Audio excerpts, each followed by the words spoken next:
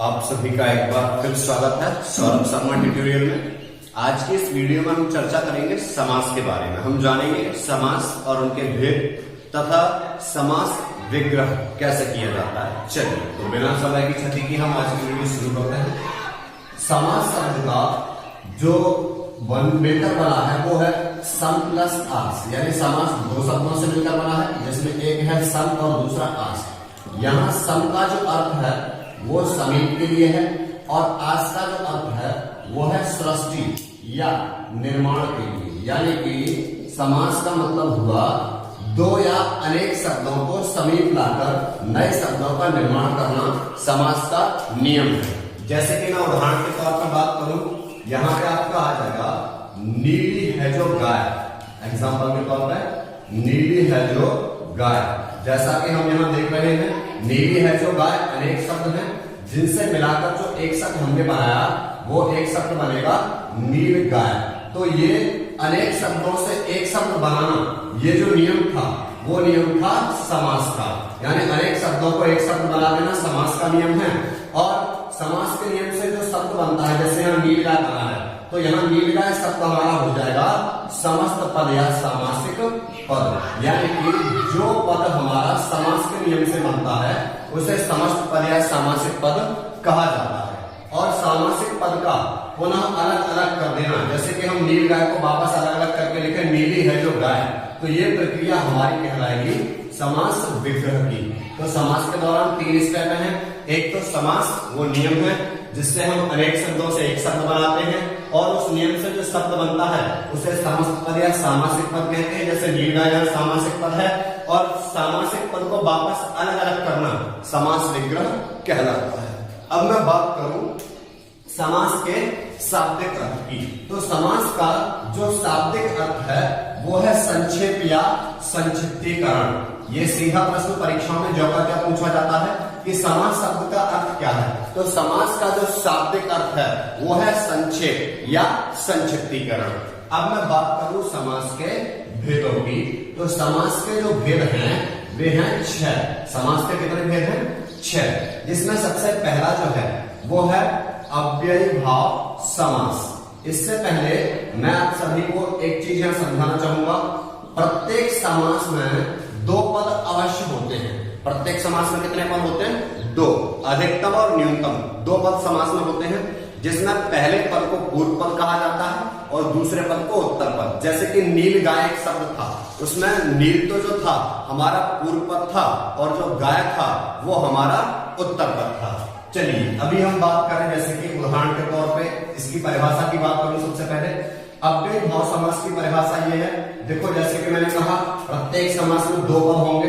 ये वे 2 पद हैं जिसमें इस पहले वाले को पूर्व पद कहा जाएगा और बाद वाले को उत्तर पद कहा जाएगा। ये प्रत्येक समास में चलेंगे, पहले वाला पूर्व पद और बाद वाला उत्तर पद। तो अव्ययी भाव समास की परिभाषा ये है कि इसमें जो पूर्व पद है, यानी कि ये जो पूर्व पद है वो यहाँ होगा अव्यय। अव्यय क्या होते हैं? अव्यय उपसर्ग आदि जाति के शब्दों को क्या कहा जाता है? अव्यय। जैसे कि मैं एग्जांपल में बात करूं, आ हो जाएगा, अनु हो जाएगा, यथा हो जाएगा, प्रति हो जाएगा। ये सारे शब्द जब किसी शब्द के पहले वाले शब्द में हमें कोई उपसर्ग मिल जाए तो वो हमारा कौन सा समास होगा? अव्ययी भाव। इसकी एक विशेषता और ये भी है कि ये जो हमारा अव्ययी भाव समास है उसके दोनों पद मिलकर जो समस्त पद बनता है वो हमारा किसकी तरह व्यवहार करता है? क्रिया विशेषण की तरह। तो अव्ययी भाव समास की परिभाषा ये हुई कि इसका पहला पद यानी पूर्व पद तो कोई उपसर्ग होगा या अव्यय होगा, और जैसे कि आ, अनु, यथा, प्रति आदि, और दोनों पद मिलकर जो समस्त पद बनेगा वो क्रिया विशेषण की तरह व्यवहार करेगा। तो चलिए जानते हैं अव्ययी भाव समास के उदाहरणों के बारे में। इसका उदाहरण में जैसे मैं यहाँ आपसे लिखूं आजन्म। आजन्म की मैं बात करूं तो आजन्म यहाँ समस्त पद है जो समास के नियम से बना हुआ है। इसका समास विग्रह हो जाएगा जन्म से लेकर। आजन्म का जो समास विग्रह है वो क्या होगा? जन्म से लेकर। तो यहाँ हमने देखा कि जो आजन्म में पूर्व पद है वो है आ, और जन्म जो है वो उत्तर पद है। तो यहाँ पे जैसा कि हमने देखा आ पूर्व पद है जो कि क्या है? उपसर्ग है। उदाहरण के तौर पर हम देख सकते हैं। और आजन्म जो पूरा शब्द है वो हमारा किसकी तरह व्यवहार कर रहा है? क्रिया विशेषण की तरह। जैसे कि एक और उदाहरण के तौर पर मैं बात करूं, यहां पर हो जाएगा आमरण। यहां पर वही बात है आमरण। इसमें पहला पद हमारा क्या है भाई, एक उपसर्ग है, इसका हमारा समास विग्रह हो जाएगा मरने तक। अब यहाँ पे जरा देखो, जन्म का अर्थ तो जन्म ही है और मृत्यु का अर्थ मरना ही है, लेकिन आ का अर्थ एक बार से लेकर और एक बार तक। इसका आधार ये है कि उपसर्ग जो होते हैं वे अनेकार्थी होते हैं। तो यहाँ तो आ का अर्थ से लेकर है और यहाँ आ का अर्थ है तक। तो अभी हम मैं बात करूं यहाँ एक और उदाहरण के तौर पर, जैसे कि हमारा हो जाएगा प्रतिदिन। तो प्रतिदिन शब्द में जैसे कि मैंने देखा यहाँ पहला पद यहाँ पे क्या है, एक उपसर्ग है यानी अव्यय है, इससे ये सिद्ध हुआ कि अव्यय भाव का उदाहरण है। और इसका अगर मैं विग्रह करूं तो प्रतिदिन का विग्रह हो जाएगा हर एक दिन। ठीक है, तो ये हमारा हुआ अव्यय भाव समास। अब मैं बात करूं समास के दूसरे भेद की, तो समास का जो दूसरा भेद है हमारा, उसका नाम है द्विगु समास। समास के दूसरे भेद का नाम क्या है, द्विगु समास। चलिए यहां देखते हैं हम द्विगु समास। द्विगु समास में क्या है, वही पहले तो मैं ये लिखूंगा जहां पे इसमें भी ये पूर्व पद है और ये उत्तर पद है। तो यहां सबसे पहली बात तो ये है कि इसमें जो पूर्व पद है द्विगु समास का, वो यहाँ पे संख्या होता है। जैसे हमने देखा अव्यय भाव समास का पहला पद क्या था, कोई उपसर्ग था, और यहाँ पे जो द्विगु समास है उसका जो पूर्व पद होगा वो कोई संख्या होगी या संख्यावाची शब्द या होगा कोई पहला पद। अब मैं बात करूं यहाँ पे आगे जाके, तो इसमें जब मैं इस समस्त पद का विग्रह करूंगा तो अंत में हमें बात की जाएगी समूह की या समाहार की। तो इसकी हमारी दो बातें इसके बारे में है। पहला तो ये कि द्विगु समास का जो पूर्व पद है वो एक संख्या होती है और इसके अंत में समास विग्रह करने पर बात होती है समूह या समाहार की। जैसे मैं एग्जाम्पल के तौर पर बात करूं, त्रिभुवन। त्रिभुवन, यहां त्रिभुवन में यहाँ पे त्रि एक पूर्व पद है और भवन यहाँ पे उत्तर पद है। तो जैसे मैं इसको अगर तोड़ू, इसका विग्रह करूं तो त्रिकाल हो जाएगा 3 और भवनों का समूह, ये इसका विग्रह हो गया। तो 3 भवनों का समूह क्या कहलाएगा, हमारा त्रिभुवन कहलाएगा। त्रिभुवन मतलब क्या हुआ, 3 भवनों का समूह। देखें हम परिभाषा के तौर पर बात हमारी सटीक होती है कि नहीं, ये हमारी परिभाषा थी जो सांकेतिक रूप में मैंने यहाँ लिखी हुई है। इसमें देखो पहला पद तो क्या है, 3 एक संख्या है और अंत में बात क्या हो रही है, समूह की। और इन्हीं दो नियमों के चलते ये उदाहरण किसका हो गया, द्विगु समास का। तो त्रिभुवन हमारा किस समास का उदाहरण है, द्विगु समास का। और उदाहरण में इसके आपके सामने लिखता हूं, चौराहा। चौराहा का यदि मैं विग्रह करूं तो यहां होगा 4 राहों का समूह या समाहार। 4 राहों का समूह। यहां भी देखो वही बात है, इसमें जो पूर्व पद है वो क्या है, 4, जो कि एक संख्या है, और इसके अंत में भी बात काय की हुई, समूह की। इन्हीं दो नियमों के चलते सिद्ध हुआ ये काय का उदाहरण है द्विगु समास का। मैं एक और यहाँ पे आपके लिए उदाहरण प्रस्तुत करता हूं, तिरंगा। तिरंगा में हम जरा देखें इसका विग्रह करने पर 3 रंगों का समूह या समाहार। तो 3 रंगों का समूह, ये हमारा विग्रह हो गया किसका, तिरंगा का, जिसमें पहला पद फिर एक संख्या है और अंत में बात हो रही है समूह की। तो ये हमारा इन्हीं दो नियमों के चलते, पहला पद संख्या और अंत में समूह या समाहार की बात, इन्हीं दो नियमों के चलते ये सभी काय के उदाहरण है द्विगु समास के। चलिए मैं बढ़ूं अगले समास की तरफ। तो हमारे समास का जो अगला भेद है उसका नाम है हमारा द्वंद्व समास। उसे हम क्या कहेंगे, उसका तीसरा जो भेद है इसका, उसका नाम है द्वंद्व समास।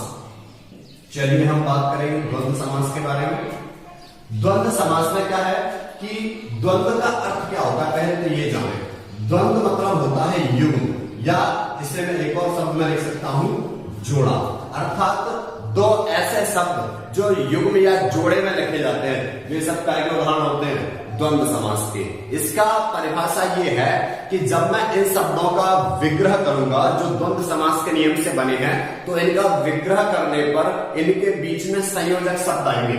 जैसे कि इस द्वंद्व समास के उदाहरणों का मैं विग्रह करूंगा तो इनके बीच में क्या आएंगे, संयोजक शब्द आएंगे। संयोजक शब्द क्या होते हैं मैं आपको बता दूं, और, तथा, एवं, या आदि शब्द। ये इसकी सीधी परिभाषा। इसके चलते कभी आपका द्वंद्व समास का कोई भी उदाहरण गलत नहीं होगा।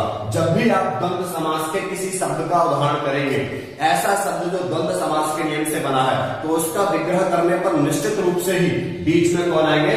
संयोजक शब्द। जैसे यहाँ लिखे हुए और, तथा, एवं, या आदि को हम संयोजक शब्द कहते हैं। तो द्वंद्व समास की बात ये हुई कि इसका विग्रह करने पर आपको अवश्य निश्चित रूप से क्या मिलेंगे?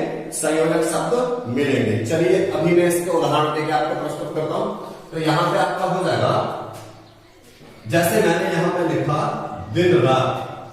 दिन रात एक शब्द है जिसको यदि मैं विग्रह करके लिखूं तो मुझे इसके बीच में संयोजक शब्द लिखने पड़ेंगे, यानी कि दिन और रात। जैसे मैं यहां पे लिखूं भाई बहन। भाई बहन यदि मैं इसका भी विग्रह करूं तो यहां पर हो जाएगा भाई एवं बहन। भाई एवं बहन, ये हमारा हो गया। अब मैं बात करूं इसके अगले उदाहरण की, देवासुर। देवासुर, तो इसमें भी दो शब्द हैं, एक तो देव तथा एक शब्द इसमें है असुर, जो दीर्घ संधि के नियम से यहां अलग हुआ है, देव प्लस असुर। तो जो हमने देखा कि दिन रात भाई बहन और देवासुर में दिन रात भाई बहन देवासुर ये तो शब्द है ही, लेकिन इनके बीच में क्या रहे हैं? और, तथा, एवं आदि। तो ये सब क्या है? संयोजक शब्द। तो यही इसकी परिभाषा है। इनका विग्रह करने पर हमें संयोजक शब्द निश्चित रूप से मिलेंगे और इसी से सिद्ध होगा कि ये हमारे द्वंद्व समास के उदाहरण हैं। तो और, तथा, एवं आदि से ये काय के उदाहरण बने? हमारे द्वंद्व समास के। मैं अगले समास की बात करूं यहां पर, तो हमारा अगला जो समास है उसका नाम है कर्मधारय समास। यहां पे जो समास का अगला भेद है उसका नाम क्या है? कर्मधारय समास। चलिए हम पढ़े इसको और आगे इस पर चर्चा करते हैं। इसमें क्या होता है? कर्मधारय समास में जो हमारे दोनों पद होंगे, उन दोनों पदों में या तो संबंध होगा उपमान और उपमेय का। उपमान और उपमेय हम जानेंगे इनको, कौन उपमान होता है कौन उपमेय होता है। और या तो इसमें पूर्व एक पद उपमान होगा और दूसरा पद उपमेय, या एक शब्द यदि उपमान नहीं होगा तो क्या होगा? विशेषण होगा और दूसरा शब्द हमारा होगा विशेषण। चलिए मैं चर्चा कर लूं कि उपमान, उपमेय और विशेषण विशेष क्या होते हैं। उपमान शब्द बना है उपमा से। उपमा का अर्थ होता है तुलना करना। तो जिस शब्द की तुलना की जाती है वो होता है उपमेय, और जिस शब्द से तुलना की जाती है वो होता है उपमान। यानी हम जिस शब्द से तुलना कर रहे हैं उसे क्या कहेंगे? उपमान। जैसे मैं उदाहरण के तौर पर बात करूं यहां पे, जैसे मैं यहां लिख दूं कनक लता। तो यहां पर दो शब्द हैं, एक कनक और दूसरा लता। इसको हम लिखेंगे कनक के समान, कनक के समान लता, या कनक के समान लता। यहां पर कनक मतलब है सोना, हम ये भी बोल सकते हैं सोने के समान। लता का मतलब है बेल, सोने के समान है जो बेल। तो यहां हमने देखा कि बेल की तुलना की जा रही है सोने से, तो यहां तुलना किसकी कर रहे हैं हम? लता की। तो इसीलिए हम किसकी उपमा कर रहे हैं? तुलना कर रहे हैं। तो लता यहाँ पे क्या होगी? उपमेय हो गई। और हम तुलना किससे कर रहे हैं? कनक, सोने से। तो यहाँ पे जिससे तुलना की जाती है वो क्या होता है? उपमान। तो हमने देखा कि यहाँ पे कनक और लता दोनों ही काय का संबंध बता रहे हैं? उपमान और उपमेय का। इसीलिए काय के उदाहरण आ जाएंगे कर्मधारय समास के में। अब मैं बात करूं विशेषण और विशेष की। तो जैसे मैंने लिखा काली बिल्ली, यहां पे दो शब्द हैं, एक काली और एक बिल्ली। तो यहां पे मैंने देखा कि बिल्ली की विशेषता बताई जा रही है। तो जिसकी विशेषता बताते हैं वो होता है विशेष्य। जिस शब्द की विशेषता बताते हैं वो क्या होता है? विशेष्य। और उसकी विशेषता यह है कि बिल्ली कैसी है? काली। तो ये इसकी विशेषता है, और विशेषता बताने वाले शब्द को क्या कहा जाता है? विशेषण। तो जैसे मैंने देखा कि यहाँ पे काली बिल्ली में एक शब्द तो विशेषण हुआ और दूसरा विशेषण, इसीलिए काली बिल्ली का उदाहरण है कर्मधारय समास का, क्योंकि इसके दोनों पदों में विशेषण विशेष का संबंध है। कनकलता भी काय का उदाहरण है? कर्मधारय समास का, क्योंकि इसके दोनों पदों में उपमान और उपमेय का संबंध है। जैसे इसका एक उदाहरण और भी हो जाएगा, जैसे इसका एक उदाहरण बनेगा घनश्याम।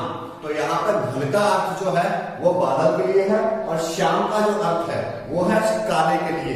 तो घनश्याम का जो अर्थ हुआ, घनश्याम का अर्थ हो जाएगा काले बादल। मैं यहाँ पे एक बार फिर इसको प्रस्तुत करूंगा उदाहरण के तौर पे। घनश्याम में हमारा क्या हुआ, घन, घन मतलब क्या हो गया, बादल, और श्याम, तो यहाँ पे श्याम का अर्थ क्या है, काले, तो इसका विग्रह हो जाएगा घनश्याम का काले हैं जो बादल, काले हैं जो बादल। तो इसका अब जरा हम देखें कि बादलों की विशेषता बताई जा रही है, इसीलिए बादल यहाँ पे क्या बने, विशेष, और विशेषता है इनकी काला होना, इसीलिए काला शब्द यहाँ पे क्या है, विशेषण। तो यहाँ पे हमारा जो घन है वो घन का अर्थ बादल के लिए है, घन यहाँ विशेष है, और श्याम मतलब काला जो यहाँ विशेषण है, और घनश्याम में विशेषण विशेष का संबंध है, इसीलिए काय का उदाहरण है कर्मधारय समास का।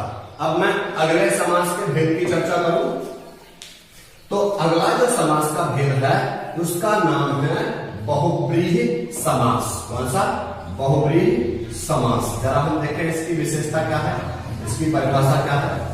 बहुव्रीहि समास की विशेषता ये है कि इसके जो दोनों पद होते हैं, इसमें जो पूर्व पद और उत्तर पद होते हैं, ये पूर्व पद है ये उत्तर पद है, वो दोनों ही प्रधान होते हैं, यानी इसमें अप्रधान होंगे दोनों के दोनों पद। यहाँ पे क्या होगा, बहुव्रीहि समास में जैसे द्वंद्व समास के दोनों पद प्रधान होते हैं, और उसका जस्ट अपोजिट हमारा जो इसमें बहुव्रीहि समास में क्या होगा कि इसके दोनों ही पद कैसे होंगे, अप्रधान होंगे। चलिए हम देखते हैं कैसे।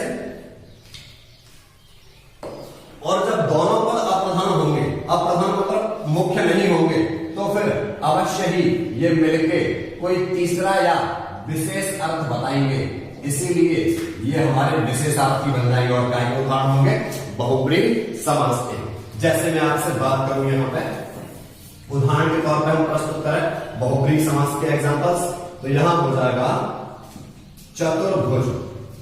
चतुर्भुज में दो शब्द हैं, एक तो चतुर मतलब चार, और भुजाओं, भुजा हो जाएगी, तो चार भुजाओं वाला, चार भुजाओं वाला अर्थात चार है भुजाएं जिसकी, तो किसकी, यहाँ पे चार भुजाओं वाला कहा जाता है विष्णु को। तो यहाँ हमने देखा कि चतुर्भुज में पहला तो पद है चार और दूसरा पद है भुजा, लेकिन यहाँ न तो चार का कोई अर्थ निकल रहा है, यहाँ तो न चार प्रधान है और ना ही यहाँ पर भुजा प्रधान है, तो इसका तीसरा ही या विशेष अर्थ क्या निकल रहा है, विष्णु। तो चतुर्भुज का सीधा ही अर्थ क्या हो जाएगा, विष्णु। इसीलिए चतुर्भुज में हमने देखा कि न तो पहला पद प्रधान है न ही दूसरा, और ये मिलके कोई तीसरा या विशेष अर्थ बता रहे हैं, इसीलिए क्या का उदाहरण हो जाएगा बहुव्रीहि समास का। मैं इसका और एग्जांपल्स आपके लिए बताता हूं।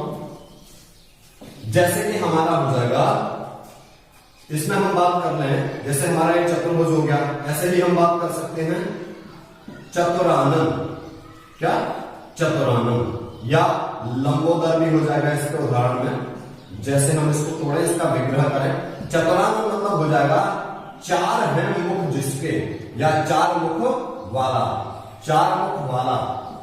चार मुख वाला कौन है भाई, तो चार मुख वाला कहा जाता है, ये कोई विशेष है, किसी एक को ही चार मुख वाला कहा जाता है, और ये भी हमारे कौन है भाई, ये हमारा अर्थ हो जाएगा ब्रह्मा जी के लिए, ठीक है। तो चतुरानन का जो सीधा सीधा अर्थ है, यहाँ न तो चतुर यानी चार का कोई अर्थ है न ही मुख का, यहाँ चतुरानन का सीधा अर्थ क्या है, ब्रह्मा जी। इसीलिए यहाँ पे हमने देखा कि चतुरानन में न तो पहला पद प्रधान हो रहा है न ही दूसरा, ये तीसरा या विशेष अर्थ बता रहे हैं जो कि ब्रह्मा जी है, चतुरानन का सीधा अर्थ। तो चतुरानन किस समास का उदाहरण है, बहुव्रीहि समास का। अब बात करूं मैं लंबोदर की, तो लंब प्लस उदर, इसमें दो शब्द हैं, तो लंबा है उदर जिसका, लंबा है उदर जिसका, उदर मतलब पेट होता है, तो यहाँ पे हम बात करें लंबा है उदर जिसका, अर्थात कौन हो जाएगा, श्री गणेश, यानी गणेश जी को क्या कहा जाता है, लंबोदर। तो यहाँ न तो लंबे का कोई अर्थ है और ना ही उदर का, लंबोदर का सीधा ही अर्थ क्या निकलेगा, श्री गणेश। तो लंबोदर में भी न तो लंब का कोई अर्थ है पूर्व पद का, ना ही उदर जो को उत्तर पद है उसका कोई अर्थ है, दोनों मिलकर सीधा अर्थ बताते हैं गणेश जी के लिए, इसीलिए लंबोदर के किस समास का उदाहरण है, बहुव्रीहि समास का। चलिए अभी हम बात करें समास के अगले और अंतिम भेद की, तो जो छठवां भेद है समास का, उसका हमारा नाम है तत्पुरुष भेद। मैंने इसे अंत में क्यों रखा है, क्योंकि इस तत्पुरुष भेद के भी, तत्पुरुष समास के भी अपने आप में 6 भेद हैं। तत्पुरुष समास में मुख्य हैं विभक्तियां, ये है हमारी विभक्ति। तो तत्पुरुष समास में महत्वपूर्ण क्या है? विभक्ति। विभक्ति कहते हैं किसको? कारक या परसर्ग को। कारक चिन्ह जो होते हैं, जैसे आपने पढ़ा हो, कर्ता ने कर्म को संप्रदान के लिए अपादान से संबंध काकी के अधिकरण मया पर, ये सारे के सारे हमारी विभक्तियां हैं और इन्हीं विभक्तियों के आधार पर हमारे भेद हो जाएंगे। तत्पुरुष समास के कितने भेद हैं? 6। तो तत्पुरुष समास के भी अपने आप में जो भेद है वो कितने हैं? 6 भेद हैं। जरा हम देखें तत्पुरुष समास में क्या होता है कि जिस समास में जिस विभक्ति का लोप होता है वो तत्पुरुष समास उसी विभक्ति के नाम से जाना जाता है। इसमें 6 विभक्तियों को लिया गया है। विभक्तियां 8 होती है, जिनमें से 6 को यहां लिया गया है। तो पहला है यहाँ पे कर्म या, इसका जो क्रम है वो है द्वितीया। कर्म या द्वितीया तत्पुरुष, जिसकी विभक्ति क्या होती है? को। कर्म की विभक्ति क्या होती है? को। अब बात करो दूसरे की, तो अपना जो अगला भेद है इसका वो है करण या तृतीया तत्पुरुष। करण या तृतीया तत्पुरुष। तो करण की विभक्ति क्या है? से या के द्वारा। से या के द्वारा किसकी विभक्ति है? तत्पुरुष समास में करण तत्पुरुष की। अब मैं बात करूं इसके अगले भेद की, तो वो है हमारा संप्रदान। कौन सा? संप्रदान या चतुर्थी। ये क्रम में कौन सा है? चतुर्थी, 4th है, तो चतुर्थी इसका है और इसकी विभक्ति है के लिए। फिर मैं बात करूं इसके अगले भेद की, तो इसके बाद हमारा हो जाएगा अपादान। अपादान या, इसको एक और नाम है इसका पंचमी। अपादान या पंचमी तत्पुरुष, इसकी विभक्ति क्या है? से। अब मैं बात करूं इसके अगले भेद की, तो हमारा है संबंध। अगला तत्पुरुष का भेद कौन सा है? संबंध तत्पुरुष या षष्ठी तत्पुरुष। और संबंध तत्पुरुष की विभक्ति हो जाएगी का, की, के या रारी रे।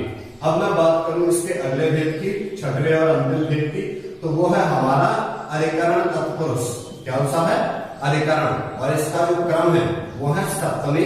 तो अधिकरण या सप्तमी तत्पुरुष, क्योंकि ये क्रम के नाम से भी जाना जाता है, परीक्षा में पूछ लिया जाता है द्वितीय तत्पुरुष का भेद। तो हम बात करें इसकी विभक्ति की, तो अधिकरण की विभक्ति होती है मैं या पर, और इन्हीं विभक्तियों के आधार पर इनकी पहचान है। जैसे कि आप यहाँ देख रहे हो, से या के द्वारा।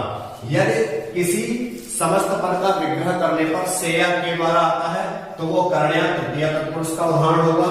यदि के लिए आता है तो वो संप्रदान तत्पुरुष होगा। यदि से आता है और ये से के लिए हो, अलग करने के लिए हो या अलग, तब वो उदाहरण किसका होगा? अपादान तत्पुरुष का होगा। और यदि काकी के यदि किसी शब्द का विग्रह करने पर आता है तो वो हमारा संबंध या षष्ठी तत्पुरुष होगा। और यदि विग्रह करने पर मैं आकर आता है तो वो अधिकरण तत्पुरुष या सप्तमी तत्पुरुष का उदाहरण होगा। अभी मैं आपको इसके उदाहरण के तौर पर प्रस्तुत करके समझा देता हूं। सबसे पहले मैं उदाहरणों की बात करूंगा कर्म तत्पुरुष की। सबसे पहले किसका उदाहरण? कर्म तत्पुरुष का। तो जब देखें यहां पे, जैसे मैंने लिखा यहां पे चित्त चोर। चित्त चोर ये एक शब्द है जिसका यदि मैं विग्रह करूंगा तो यहां पे इसका विग्रह होगा चित्त को चुराने वाला। चित्त को चुराने वाला। तो यहां पे जरा देखो, यहां पे चित्त, चित्त शब्द इसमें पहले से ही है और चोर मतलब चुराने वाले को कहते हैं। तो इसमें सिर्फ एक शब्द जो हमारी तरफ से नया आया वो है को, और इसी को के चलते चित्त चोर का उदाहरण है कर्म या द्वितीय तत्पुरुष। क्यों? क्योंकि इसका विग्रह करने पर हमारे पास बीच में क्या आया? को, जो कर्म की विभक्ति है। इसीलिए उदाहरण क्या हो जाएगा? ये कर्म या द्वितीय तत्पुरुष का। अब मैं बात करूं करण या तृतीय तत्पुरुष के उदाहरण के लिए, तो यहां पे जरा देखो, मदांत। क्या? मदांत। मदांत का विग्रह हो जाएगा मद से या मद के द्वारा। मद से या मद के द्वारा अंधा, इसे हम क्या कहेंगे? मदांत। तो मदांत शब्द में मद और अंधा शब्द तो पहले से ही थे, लेकिन इसमें बीच में जो विभक्ति आई से या के द्वारा, इसी के कारण मदांत जो है वो किसका उदाहरण हो गया? करण या तृतीय तत्पुरुष का। तो हमने देखा कि बीच में जो विभक्ति आएगी वो पद उसी समास में उसी तत्पुरुष के नाम से जाना जाएगा। अभी मैं बात करूं अगले की, यानी कि संप्रदान की। तो जरा हम देखें यहाँ पे गौशाला। गौशाला एक शब्द है। गौशाला का यदि मैं विग्रह करूंगा तो इसका विग्रह हो जाएगा गायों के लिए शाला। गायों के लिए शाला या गायों के लिए निवास है। तो यहाँ गौ मतलब गाय है और शाला मतलब शाला है ही, निवास स्थान जैसे कहते हैं। लेकिन जो एक शब्द हमने अपनी तरफ से जोड़ा वो था के लिए, और ये के लिए विभक्ति किसकी है? संप्रदान की या चतुर्थी तत्पुरुष की। तो इसीलिए गौशाला किस समास का उदाहरण है? संप्रदान या चतुर्थी तत्पुरुष। जैसा आप देख पा रहे हैं जो विभक्ति आएगी वो उसी तत्पुरुष के नाम से जाना जाएगा। अब मैं बात करूं यहाँ अपादान या पंचमी तत्पुरुष की, तो यहाँ पे जरा देखो, इसका उदाहरण हो जाएगा ऋण मुक्त। इसका कौन सा उदाहरण हो जाएगा? ऋण मुक्त। ऋण मुक्त मैं इसे जब मैं विग्रह करके लिखूंगा तो इसमें हो जाएगा ऋण उधारी को कहते हैं ऋण से मुक्त। तो यहाँ पे हम देखें ऋण से मुक्त होने की यानी अलग होने की बात हो रही है, और बीच में कौन सी विभक्ति आ रही है? से। और से विभक्ति जब अलग होने के लिए आ रही है, अलगाव के लिए आ रही है, तब फिर वो हमारा करण नहीं बल्कि कौन सा होगा? अपादान। क्योंकि करण में भी से आता है और अपादान में भी, परंतु इसमें भिन्नता ये है कि अपादान में जब से आएगा तो वो बात करेगा अलग होने की। जैसे कि यहाँ ऋण यानी उधारी से मुक्त यानी कि अलग होने की बात है, इसीलिए ऋण मुक्त हमारा से विभक्ति के कारण क्या का उदाहरण हो गया? अपादान या पंचमी तत्पुरुष का। अब मैं बात करूं इसके अगले उदाहरण की, तो हमारा अगला उदाहरण हो जाएगा संबंध या षष्ठी तत्पुरुष का। मैं यहाँ पे लिखूं राजपुत्र। राजपुत्र का विग्रह हो जाएगा राजा का पुत्र। राजपुत्र का विग्रह क्या हो जाएगा? राजा का पुत्र। तो यहाँ हमने देखा कि राज मतलब यहाँ राजा हो गया, पुत्र तो पुत्र के लिए है ही, परंतु यहाँ विभक्ति कौन सी आ रही है? का। और इसी का विभक्ति के चलते ही हमारा ये काय का उदाहरण हो गया? संबंध या षष्ठी तत्पुरुष। क्योंकि का की किसकी विभक्ति होती है? संबंध या षष्ठी तत्पुरुष की। तो राजपुत्र हमारा उदाहरण हो गया संबंध या षष्ठी तत्पुरुष का। अभी मैं बात करूं यहाँ पे अधिकरण की, अधिकरण या सप्तमी तत्पुरुष की। तो इसके उदाहरण के लिए मैं बात करूं यहाँ पे, इसका उदाहरण मैं यहाँ लिखूं तो अधिकरण या सप्तमी तत्पुरुष के लिए हो जाएगा, जैसे कि जब विभक्ति कौन सी आए? किसी शब्द का विग्रह करने पर बीच में मैं या पर आते हैं तो वो हमारा अधिकरण या सप्तमी तत्पुरुष होता है। जैसे उदाहरण हो जाएगा आप बीती। आप बीती का जब मैं विग्रह करूंगा तो वो हो जाएगा आप पर बीती। और आप पर बीती में बीच में कौन सा विभक्ति आई? पर। इसी पर के चलते ये आप बीती हमारा किसका उदाहरण हो गया? ये आप बीती उदाहरण हो गया अधिकरण या सप्तमी तत्पुरुष। क्योंकि यहाँ पे इसका विग्रह करने पर बीच में क्या आ रहा है? पर, जो कि हमारी अधिकरण की विभक्ति है, इसीलिए ये किसका उदाहरण है? अधिकरण या सप्तमी तत्पुरुष का। अब हमने ये समास के सभी भेदों को जाना, उनके विग्रह भी जाने। मैं एक और वीडियो बनाऊंगा जिसमें अलग से आपको समासों का विग्रह करना सिखाऊंगा और इनके अधिकाधिक उदाहरण भी प्रस्तुत करूंगा। इस वीडियो को ज्यादा लंबा न बनाते हुए मैंने यहाँ आपको ज्यादा उदाहरण नहीं दिए हैं।